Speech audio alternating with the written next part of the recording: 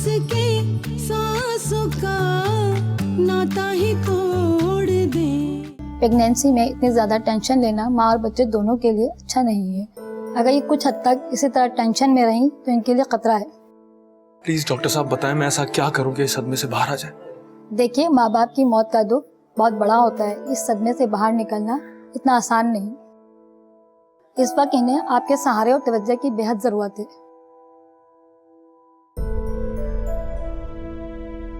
ठीक है डॉक्टर साहब, मैं कोशिश करूंगा कि पूरा ख्याल रखूं रानिया का और उसको सदमे से बाहर निकाल सकूं। मैं आपको छोड़ता हूं।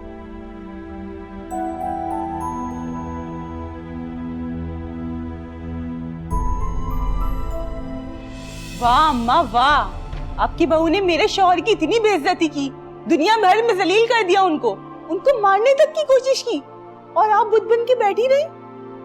आपने एक लफ्ज भी इद्रीस के हक में नहीं बोला, जबकि आप तो जानती है ना अम्मा, किसी को भी बुरी नजर से नहीं देख सकते। अरे इद्रीस की शराफत पे भला किसको शक है? रानिया तो सदमे में पता नहीं क्या क्या बके जा रही थी, इसलिए मैं खामोश रही। अब कोई होशमंद आदमी कोई बात करे तो बंदा जवाब भी दे। यकीन जान, अगर ये बात वो अपने होश में कहती ना तो सब लोगों के सामने इतना सुनाती कि सारी जिंदगी याद रखती। लेकिन दीवानगी में पता नहीं क्या क्या बके जा रही थी। और अब देख, पागल से लड़ने वाला तो पागल ही कहलाता ना। और तू क्या चाहती है कि दुनिया मुझे पागल समझे और ये कहे कि सास इतनी जालिम है कि बहू को इस हालत में भी नहीं बख्शा? कुछ भी हो अम्मा, जिस घर में मेरे मियाँ की इतनी बेइज्जती हुई हो, उस घर में मैं अब एक लम्हा नहीं रुकूंगी। अरे नहीं साजिदा, हम अम्मा के हुक्म के बगैर एक कदम घर से बाहर नहीं निकालेंगे। इतनी बेइज्जती होने के बावजूद भी आप ये कह रहे हैं? देखो, रानिया ने जो किया जान के नहीं किया, उसे सदमे पे सदमा मिला है। ऐसे में इंसान का जहन काम करना छोड़ देता है। वो क्या कर रहा है, क्यों कर रहा है, उसे कुछ समझ नहीं आता। इसलिए तुम उसकी बातों को दिल से ना लगाओ।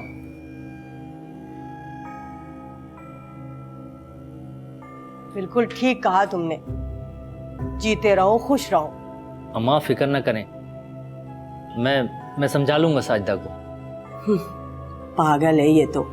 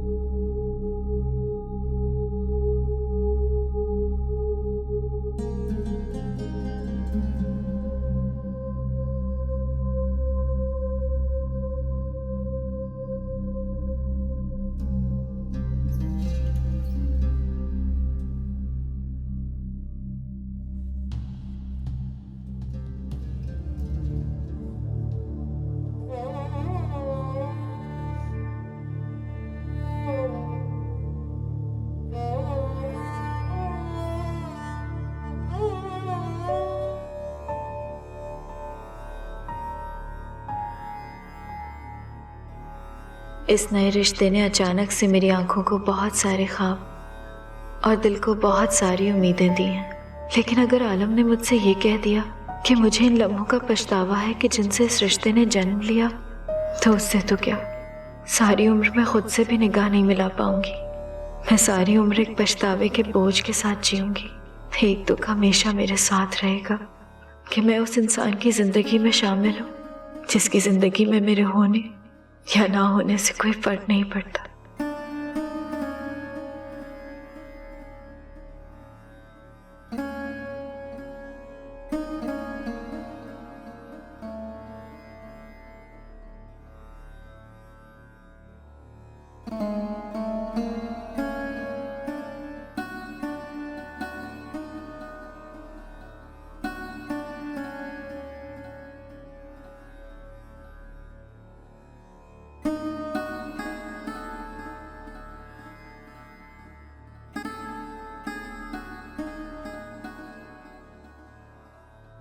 वकार, रानिया, अब हम कहाँ हैं? रानिया, सादिक अंकल के घर पे। हम यहाँ क्यों आए? रानिया, तुम्हें नहीं पता हम यहाँ क्यों आए? नहीं, मुझे नहीं याद।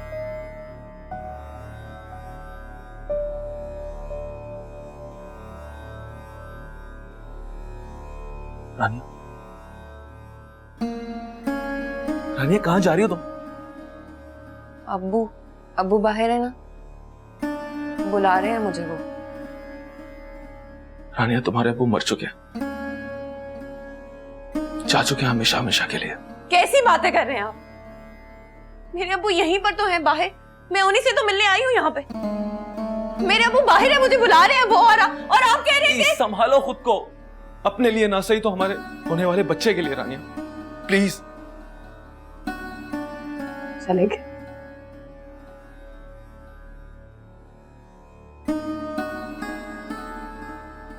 ऐसा नहीं हो सकता, अब्बू नहीं जा सकते मुझसे मिले बगैर। ऐसे तो नहीं जा सकते अब्बू, नहीं, वो नहीं जा सकते। कैसे चले गए?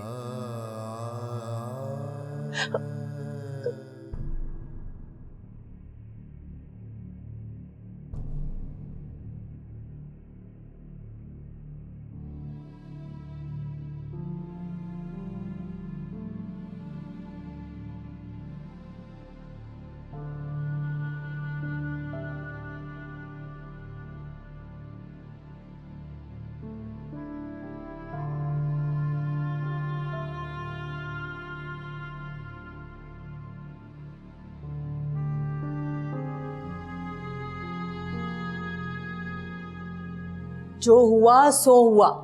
मैं तो कहती हूँ कि आप गुस्सा थूक दो।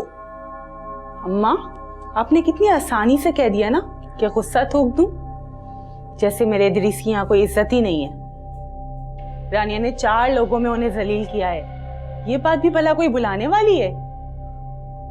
अरे ये तो सोच, इस वक्त रानिया की दिमागी हालत ठीक नहीं है। वो जो कुछ भी करे लोग उसे गलत नहीं कहेंगे, लेकिन हमने जरा सा भी कुछ कह दिया ना तो लोग हमें जालिम समझेंगे, और वकार वो भी हमें गलत कहेगा।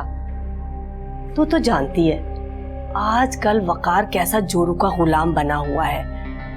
ऐसा ना हो कि इतनी सी बात का फायदा उठा के रानिया ने उसे अलहदा होने पर मजबूर कर दिया तो, और वकार इस घर से अलग हो गया ना तो सोचो ये घर कैसे चलेगा। अच्छा, सिर्फ इस बात के पीछे हम कभी भी कहीं भी जलील होते रहें और मुंह से उफ तक ना करें, है ना? ये कब कह रही हूँ मैं तो कह रही हूँ कि इस वक्त खामोश रहे, वक्त टल जाने दो, फिर देखना मैं इस रानिया का कैसे जीना हराम करती हूँ।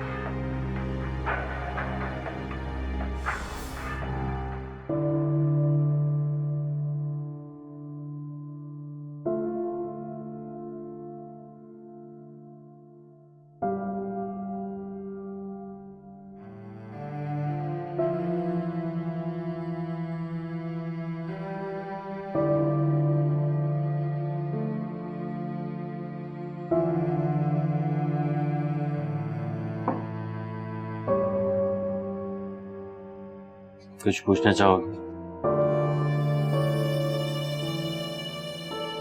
नहीं तुम?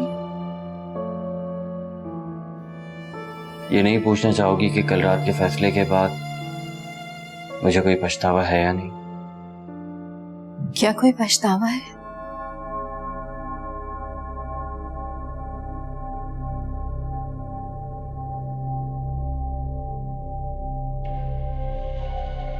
नहीं। मारिया, बेशक हमारे रिश्ते की बुनियाद मोहब्बत नहीं,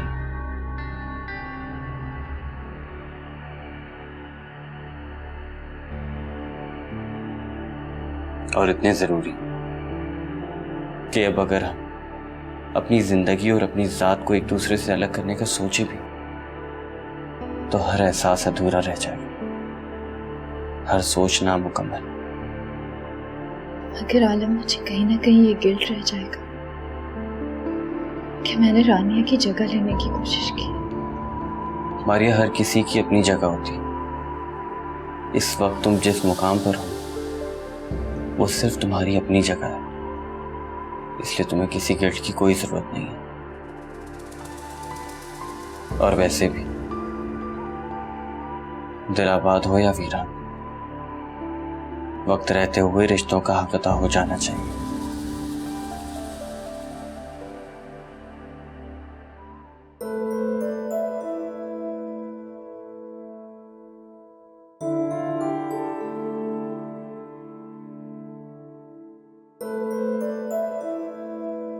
गुलनार, कपड़े निकाल दिए, सर को नहला दिया मैंने। गुलनार, गुलनार, पुत्र इसके कपड़े नहीं निकाले।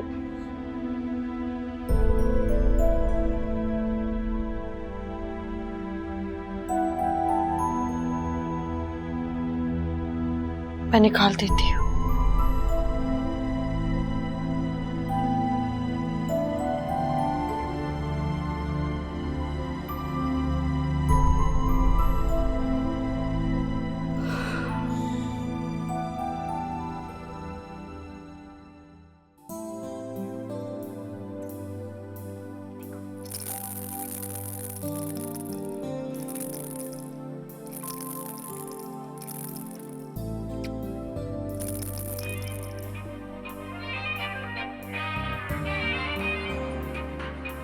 सादिक अंकल का फोन।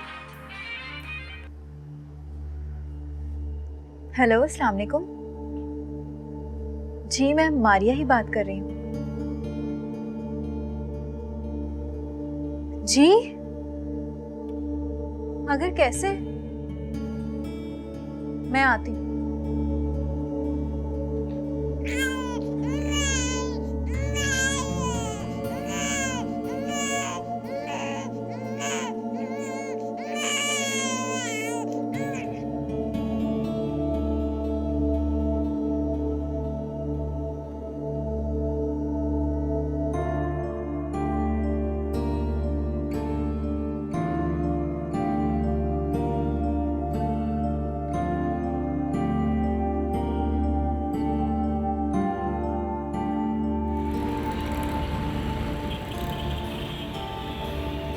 तुम आ गई।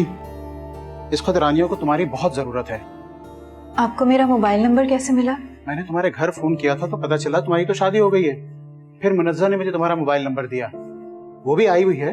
तुम जाओ तो मिल लो उससे। जी।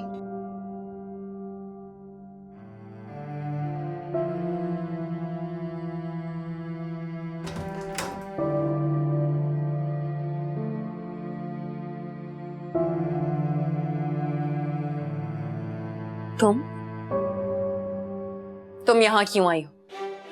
रानिया, मैं तो यहाँ। आप समझी, तुम यहाँ मेरी बर्बादी का तमाशा देखने आई हो, अब तो मुझे मेरी महरूमियों का एहसास दिलाने आई हो। हाँ? नहीं रानिया, मैं ऐसा कैसे कर सकती हूँ? मैं तो तुम्हारी दोस्त हूँ। दोस्त ऐसे होते हैं। अगर तुम मेरी दोस्त होती तो मुझे इतना बड़ा दुख दे के आज मेरी जगह पर ना होती। तुमने तो मेरा ही घर आबाद होने से पहले उजाड़ दिया। उसका घर जिसे तुम अपनी दोस्त नहीं, अपनी बहन समझती थी। जिसने अपनी सगी बहन की इज्जत का लिहाज नहीं किया, वो तुम्हारा क्या ख्याल करती रानिया? अब यहाँ पे बुत बन के क्या खड़ी हो? चली जाओ यहाँ से। मैंने कहा चली जाओ, निकल जाओ मेरे घर से।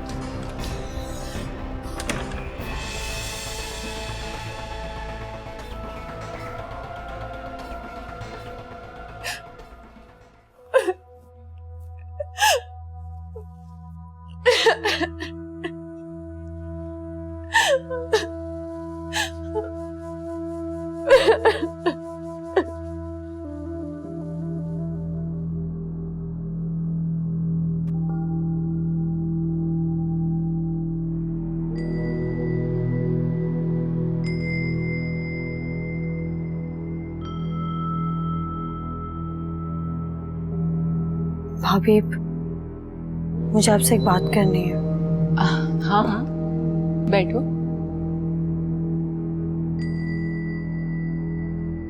हाँ बोलो, क्या बात करनी है?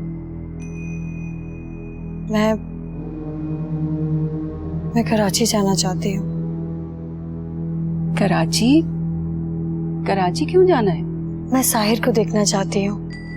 गुलनार, तुम फिर से क्यों नई हसीयत में मुब्तला होना चाहती हो? मैं ये देखना चाहती हूँ कि साहिर बिल्कुल ठीक है। मैं ये देखना चाहती हूँ कि आलम साहिर की सही से परवरिश कर पा भी रहा है कि नहीं। मैं ये देखना चाहती हूँ कि मैंने कहीं इतना बड़ा फैसला करके कोई गलती तो नहीं की। प्लीज भाभी, मुझे एक बार इजाजत दे दें, उसके बाद मैं आपसे कभी भी जिद नहीं करूंगी जाने की। देख लो गुलनार, अगर तुम वहां जाकर जज्बाती हो गई तो तुम्हारी दी हुई सारी कुर्बानियां रायगा चली जाएंगी। इसलिए मेरा मशवरा तो तुम्हें यही है कि तुम ना जाओ तो अच्छा है।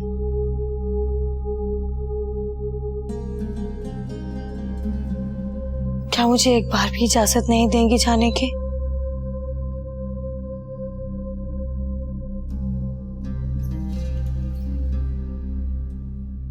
ठीक है, चली जाना। अब तो खुश हो? Thank you.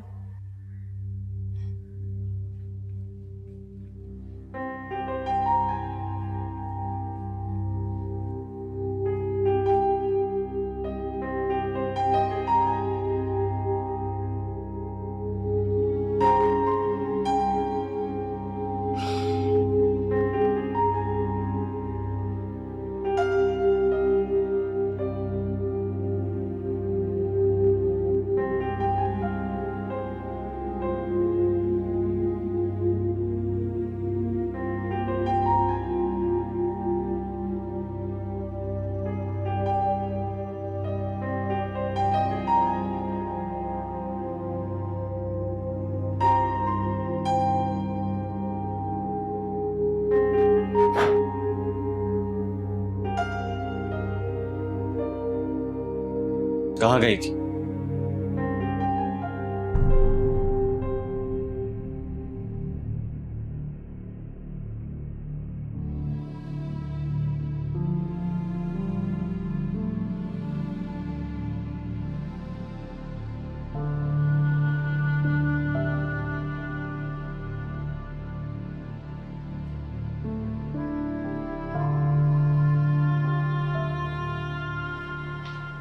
हैरान क्यों होती हो? मेरा भी तो दिल चाहता है कि तुम लोगों के दुख दर्द बांटूं। और तुम तो मेरे भाई की बीवी हो ना। चलो बाहर चलो, कब तक यूं ही कमरे में घुटी बैठी रहोगी?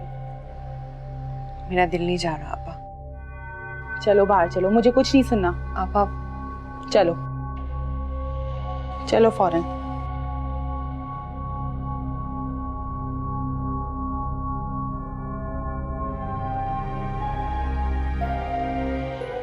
रानिया, ऐसे चुपचाप सी मत रहा करो, थोड़ा हंसा बोला करो। कब तक ये दुख लेके बैठी रहो?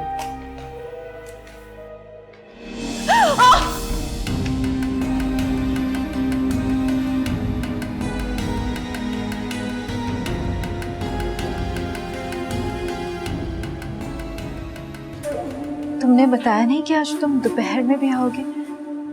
मैं खाना लगवाती हूँ। ये मेरे सवाल का जवाब नहीं है।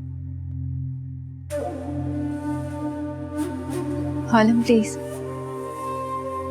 मुझसे ऐसे सवाल मत करें,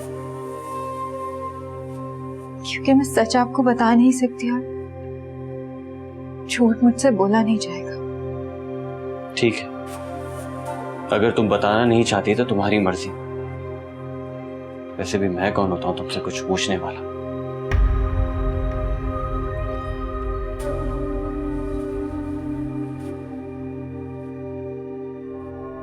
मेरी तो समझ में नहीं आता कि रानी आखिर गिर कैसे गई। वो तो इतनी लापरवाह बिल्कुल भी नहीं थी।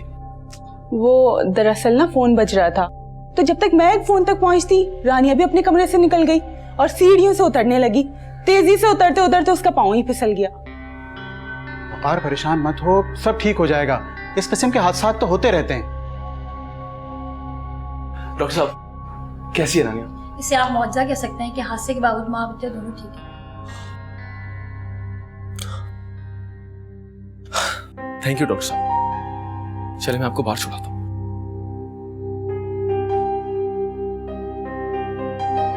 कमबख्त खुद तो बची ही बची और साथ इसकी औलाद भी बच गई।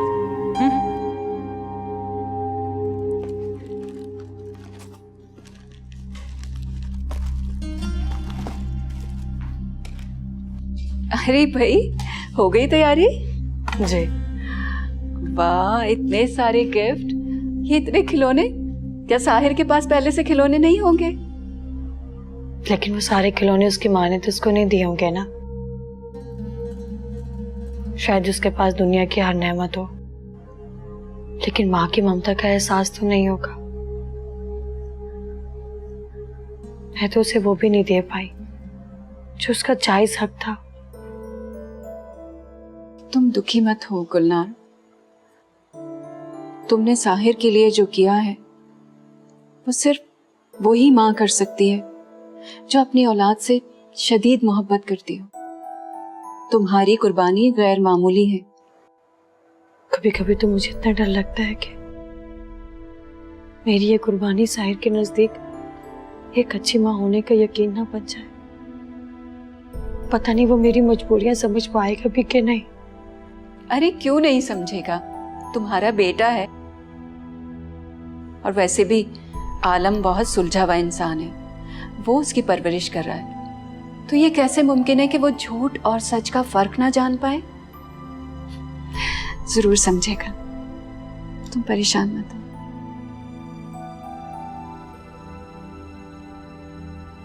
मैं खिलौने पैक कर लूं?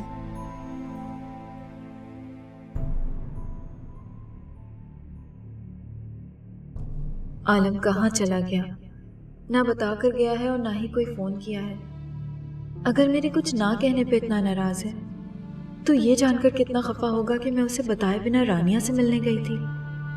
हालांकि उसने मुझसे वादा लिया था कि अब हमारी जिंदगी में आबिद और रानिया का जिक्र तक नहीं होगा, क्योंकि वो हम दोनों के लिए हमेशा हमेशा के लिए अजनबी हो चुके हैं। मेरे मामले में तो आगे कुआं और पीछे खाई वाली बात है। अगर बताऊं तो मुश्किल है और छुपाऊं तो मुश्किल। क्या करूं मैं, कहाँ जाऊं? अरे अम्मा, ये इस वक्त दूध किस लिए उबाल रही है? अरे रानिया को डॉक्टर ने दूध से दवाई खाने को कहा है, उसी के लिए गर्म कर रही हूँ। अच्छा, आपको रानिया का इतना ख्याल कब से होने लगा?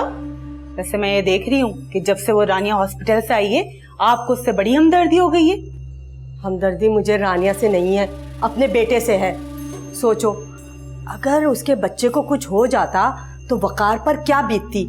तो जानती है ना कि वकार को बच्चों से कितना लगाव है। अम्मा, वैसे इस रानिया की किस्मत है बड़ी अच्छी। शौहर तो पहले ही बस में था और अब सास खुद ब खुद मुट्ठी में आ गई है। मैं उम्र और तजुर्बे दोनों में तुझसे बड़ी हूँ। मसलियत भी कोई चीज होती है, और दुनिया का मुशाहिदा है कि बेटे को काबू में रखना हो ना, और वो भी ऐसे बेटे को जो पूरे घर का बोझ उठाता हो, तो बाज दफा ना चाहते हुए भी बहुत कुछ करना पड़ता है। हमसे तो ऐसे चौंचले होते नहीं है। वो कहते हैं ना, बेवकूफों के सर पे सींग नहीं होते। अम्मा, इन अक्लमंदियों का भी कोई फायदा नहीं। अब आप ये बात मान लो कि आपका बेटा वकार उस रानिया की बस में हो चुका है। तो वक्त ही बताएगा। अम्मा, एक बात याद रखिएगा, अगर ये रानिया माँ बन गई ना और गलती से भी बेटा पैदा कर दिया तो यही रानिया हमारे सिर पे चढ़ के नाचेगी। जबकि जब देखी जाएगी। अब ज्यादा उल्टी सीधी बातें करके मेरा दिमाग खराब मत करो, जाओ यहाँ से। आप पता नहीं क्या सोचती रहती हैं।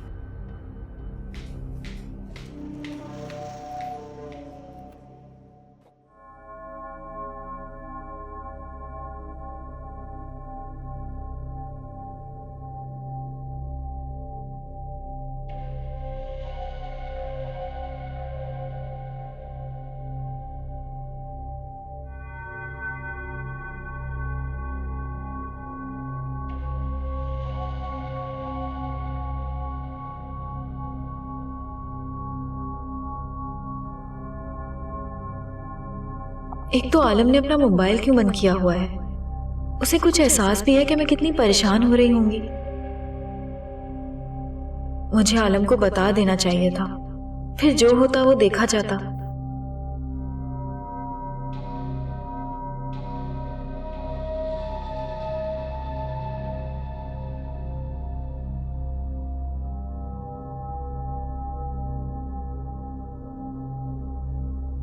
आलम, तुम कहाँ चले गए थे? तुम्हारा फोन भी बंद था। क्या तुम्हें जरा सा भी एहसास है कि मैं कितना ज्यादा परेशान हो गई थी? प्लीज ये साबित करने की कोशिश मत करो कि तुम्हें मेरी फिक्र है। इसमें साबित करने वाली क्या बात है? आलम, तुम्हें पता है तुम मेरे लिए अहम हो। अगर मैं तुम्हारे लिए अहम होता तो तुम मुझसे बातें नहीं छुपाती। आलम, मैंने क्या छुपाया? कि तुम खुद अच्छी तरह जानती हो कि तुम क्या छुपा रही हो, वरना इस तरह तुम मुझसे नजरें नहीं चुराती। अच्छा ठीक है, मैं तुम्हें सच बताती हूँ कि मैं कहाँ गई थी, मगर प्लीज मुझसे वादा करो कि तुम मुझसे नाराज नहीं होगी।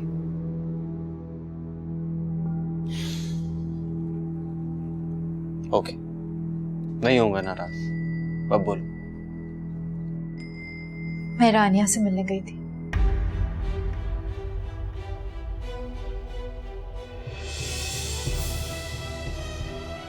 रानिया और आबिद ने जिस तरह से हमारी जात और हमारे किरदार पर कीचड़ उछाला था, उसके बाद मैंने तुमसे कहा था कि आज के बाद जिंदगी के किसी मोड़ पर हमारा उनसे कोई ताल्लुक नहीं होगा। फिर क्या हुआ? तुम भूल गई या तुमने याद रखना जरूरी नहीं समझा? आई एम सॉरी आलम, मगर जब सादिक अंकल का फोन आया और उन्होंने मुझे ताहिर अंकल की डेथ के बारे में बताया, तो यकीन करो मुझे कुछ भी याद नहीं रहा। बस सिर्फ ये एहसास था कि रानिया को मेरी जरूरत है। तुम मुझे बताओ, अगर तुम मेरी जगह होते तो क्या तुम उसकी बदगुमानी या उससे अनजाने में सरजद हो जाने वाली गलतियां याद रखते, या उसके दुख को बांटने की कोशिश करते? अगर मैं तुम्हारी जगह होता तो जो कुछ हुआ मुझे उसका दुख जरूर होता, मगर उसके दिए हुए इल्जाम और उस जिल्लत को भुलाकर मैं उसके पास कभी नहीं जाता, क्योंकि कुछ चीजें जिंदगी में कभी भुलाई नहीं जा सकती। तुम सारी जिंदगी अपना गुस्सा, अपनी नफरत निभा सकते हो, मगर वो क्या करे जिसके पास जिंदगी नहीं सिर्फ चंद दिन? वो किसी से इतनी नफरत कैसे करे जिसे खुद ही ये यकीन ना हो कि अगले पल वो सांस भी ले पाएगी या नहीं? प्लीज प्लीज ऐसा मत कहो। ट्रस्ट मी, तुम्हें कुछ नहीं होगा। आलम, एक बात बताऊं, कल तक मेरी जिंदगी में रिश्ते थे, दोस्ती थी, मोहब्बत थी और मौत का खौफ नहीं था, मगर इतनी शिद्दत से जीने की ख्वाहिश नहीं थी जितनी तुम्हारा साथ पाने के बाद होने लगी। और यकीन रखो, ये साथ उम्र भर का है।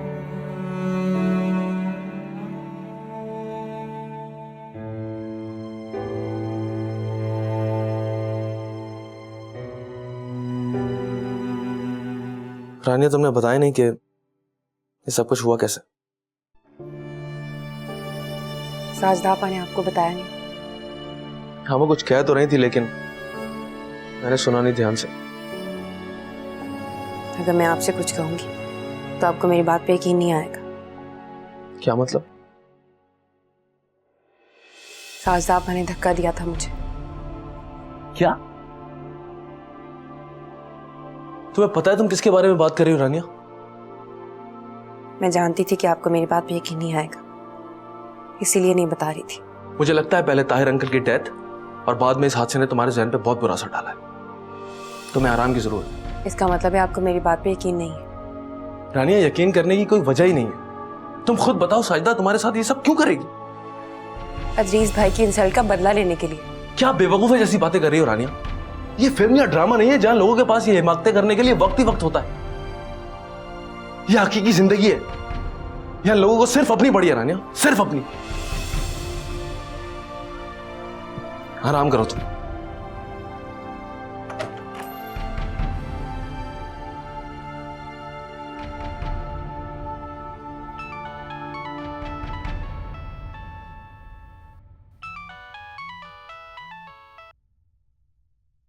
हेलो। हेलो। हाँ गुलनार, तुम ठीक से होटल तो पहुंच गई हो ना?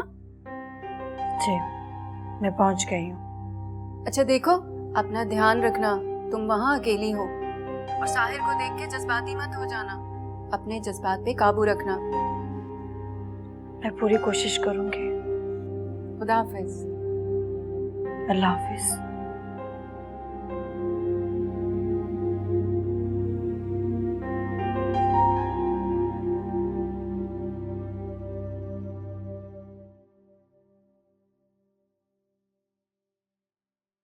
साजिदा,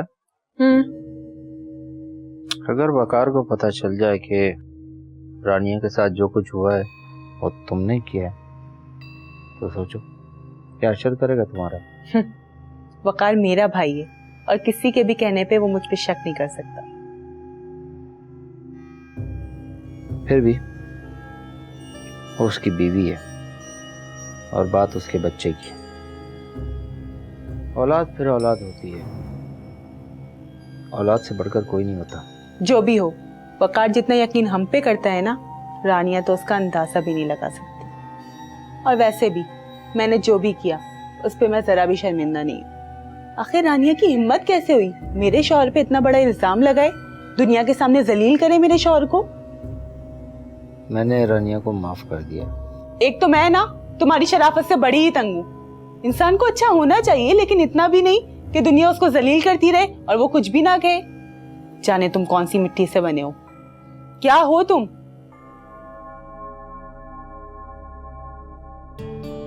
लो, इसको नीचे ले जाओ।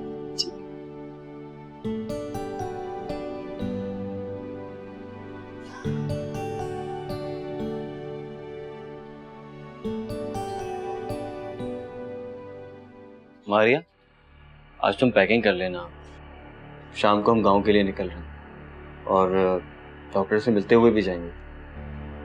खैरियत तो है ना? अचानक से गांव जाने का प्लान कैसे बन गया? हाँ, वो बाबा साईं की कॉल आई थी, कह रहे थे कि अम्मा साइड की तबीयत कुछ ठीक नहीं है और तुमसे मिलने की जिद भी कर रही हैं। उनसे मिलने की ख्वाहिश तो मेरे दिल में भी थी, मगर तुमसे कहा इसलिए नहीं कि तुम बहुत मसरूफ रहते हो, और फिर आजकल तुम्हारी प्रैक्टिस भी तो चल रही है ना। वैसे मारिया, एलएलबी तो तुम्हारा भी कंप्लीट हो गया, तुम्हारा प्रैक्टिस का क्या प्लान? पहले तो था, मगर अब नहीं। बल्कि पहले तो जिंदगी का मकसद ही कामयाब वकील बनना था। अच्छा, और अब क्यों नहीं है? पहले शायद मेरे पास करने के लिए कुछ भी नहीं था, और अब बहुत सारी मसरूफियात हैं। जैसे साहिर का ख्याल रखना, तुम्हारे बारे में सोचना, तुम्हारे वापस लौटने का इंतजार करना, और फिर तुम्हारे वापस आने के बाद तुमसे दिन भर की ढेर सारी बातें कहना। तो इसका मतलब ये कि मैंने तुम्हें तुम्हारे मकसद से दूर कर दिया। मकसद से दूर करके जिंदगी के बहुत करीब कर दिया है। मारिया, तुम्हारे अंदर सबसे अच्छी बात पता है क्या है? क्या? वो ये कि तुम हर बात को बहुत पॉजिटिव लेती हो, और तुम्हें पता है एक औरत का पॉजिटिव होना बहुत बड़ा सासा होता है। तुम और तुम्हारा साथ मेरे लिए बहुत बड़ा सासा है।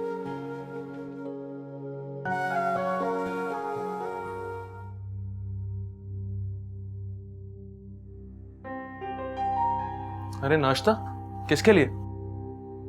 अपनी भाभी के लिए, और किसके लिए? रानिया इतना नाश्ता करती है? यही तो कह रही हूँ कि नाश्ता नहीं करती। देखो तो कितनी कमजोर हो गई है, ऐसा लग रहा है जैसे इसके मुंह पे हल्दी मल दी हो। चले रानिया, नाश्ता करो, मैं जल्दी से चाय लेके आ रही हूँ।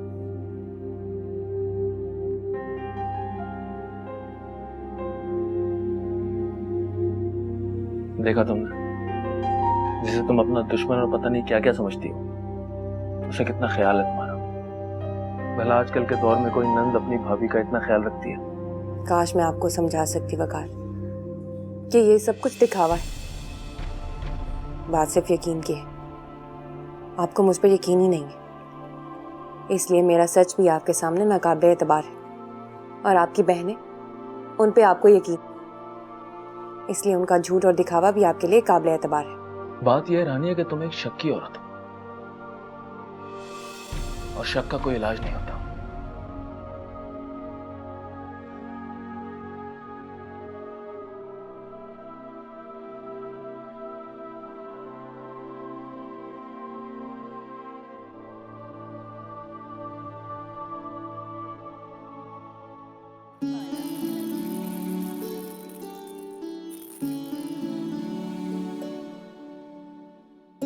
आप जाइए आटा।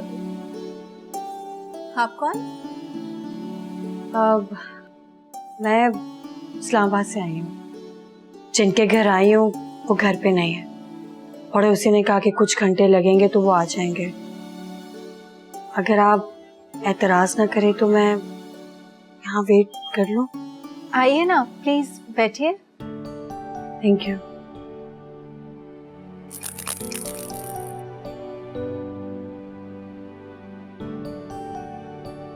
ये मेरा बेटा है साहिर आलम। तो आप हैं मिसेस आलम? जी।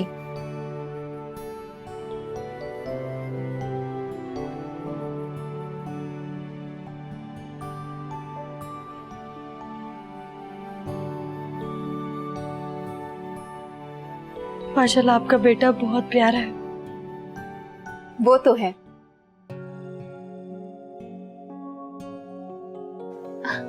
अरे ये तो आपकी गोद में ऐसे खुश हो रहा है, इतना तो ये अपने पापा की गोद में भी खुश नहीं होता। शायद अपनी माँ की लम्स को पहचान के।